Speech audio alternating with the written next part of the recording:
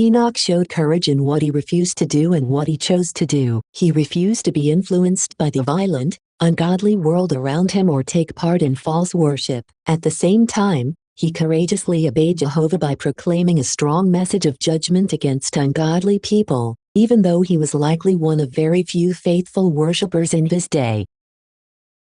They appear to have begun calling on Jehovah's name in a blasphemous or improper way, using it in connection with false religion rather than true worship. Enoch refused to join in these practices because he deeply respected Jehovah's holy name and wanted to worship him in the right way.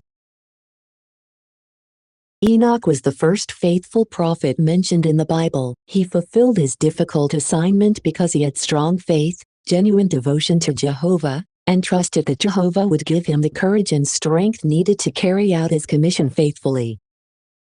Enoch knew about Jehovah's prophecy in Eden, that there would be enmity between God's servants and Satan's followers. He also knew of Cain's murder of Abel and saw the increasing wickedness around him. Since Adam was still alive during much of Enoch's lifetime, Enoch may even have heard firsthand about mankind's rebellion. He would have realized that taking a stand for true worship would make him a target, yet he remained faithful.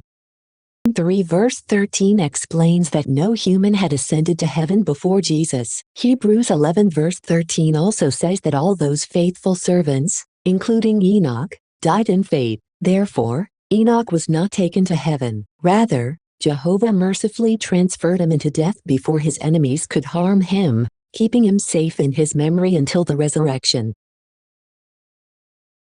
We especially need courage when preaching to workmates, classmates, neighbors, or others who may ridicule us or reject our message. Like Enoch, we can remember that Jehovah is with us. Strong faith, confidence in Jehovah's support, and focusing on pleasing him rather than fearing people's reactions will help us be courageous. Jehovah is delighted when we courageously stand for him. Proverbs 27:11 shows that our faithfulness makes his heart rejoice. Just as Enoch received the witness that he had pleased God well, we too can be confident that Jehovah notices, values, and blesses our faithful efforts.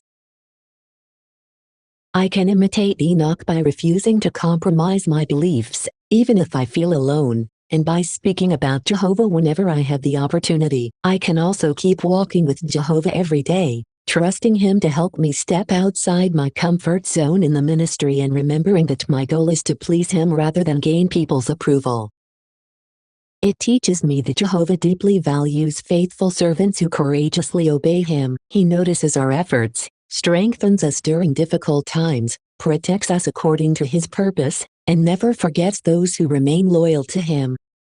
Enoch's prophecy pointed ahead to Jehovah's certain judgment against wickedness and his purpose to remove all ungodliness from the earth. His example also reminds us that today's preaching work is part of Jehovah's purpose to warn people and help them come to know him before his judgment is carried out.